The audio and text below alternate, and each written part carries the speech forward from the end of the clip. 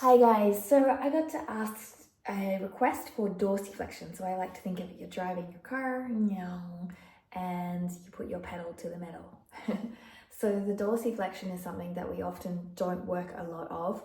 It's usually quite specific to point and flex for a lot of people, but if you're having ankle strains and other ankle issues, it's both important to work. So the first thing I like to do is I like to massage the inside of my shin. I did show in the last video how to massage the calf as well, so do that one as well. So it's I like to put the weight on it here, and I like to roll up and down into the inside, not on the bone, the front inside. And then I also like to place it onto the other side. Both sides are quite uncomfortable, really, especially if you're a runner or something of that nature. So again, I like to massage through around 30 seconds here. And like here is a sensitive spot, so I might just flex and point my foot a little bit and then move up and down and release off. So I like to do around 30 seconds to a minute on both sides of the calf, at the front of the calf, the shin, to release off before I do any stretches at all. Now the first thing to ascertain is how comfortable are you with just sitting like this. So you're placing your feet together, pulling your heels together, and then sitting down as best as possible. And if this is a stretch in itself, just stay here for 1 to 2 minutes. To intensify it, you're going to push back with your hands. To make it easier, you're going to lean forward and take the pressure off from your bottom. So that's pushing back to intensify it, keeping those heels strongly together, and pulling forward to decrease that intensity. If you have a lot of capacity, and I showed you this in the last video, then you can place your feet on the block and your ankles again, working them together, and then you're allowing that to increase the stretch here. It becomes quite intense. I would suggest a soft block. Again, take yourself off it if it's too intense and you are ready to move up a step but not ready to sit here. This is a great way to start to increase that intensity, and sitting here for around a minute will definitely feel the difference. Take your time coming off just to release out into the ankle and make sure everything is all well and good.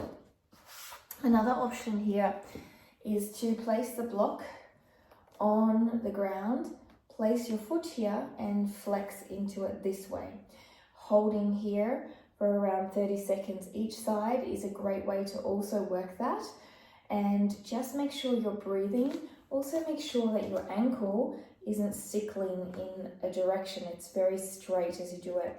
I also like to sit on a chair and do this, and you can do both feet at the same time and just placing yourself into this position. This is a really great position for dancers if they are working on their point line as well, to release and to get that stretch at the front of the ankle. Now, another option, if you want to get a little bit extra hamstring stretch and you have the flexibility, is use a block, place it over your toes, curl them round, and then stretch out into your hamstring stretch, forward fold, as well as pulling here to pull your toes down towards the ground. So this is a little bit more intense and a little bit more advanced.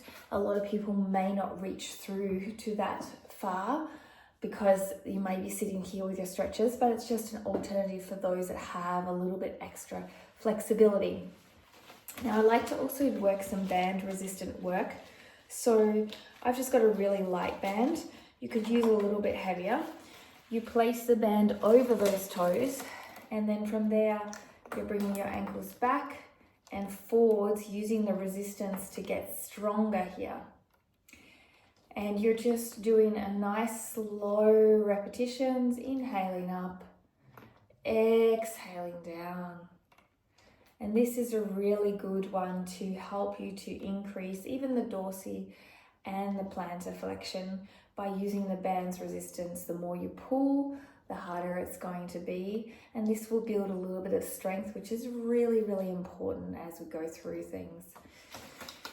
Now, another alternative when you have a lot of capacity is to sit on one leg like this.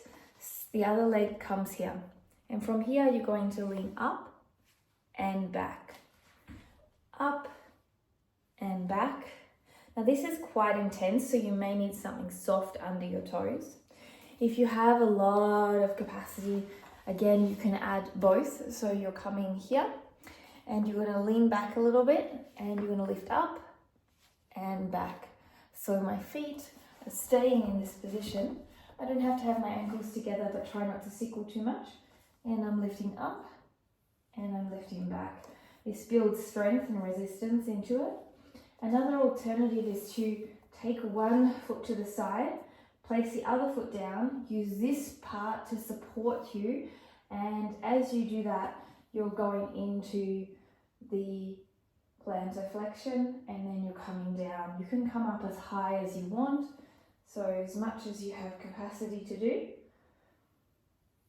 And you can do around 10 repetitions for each, or you can come into it through a forward fold type of position, lifting up and down. So these are a couple of little drills you can do to work on your pedal to the metal. And let me know if you have any more requests. I wish you a great day. Bye.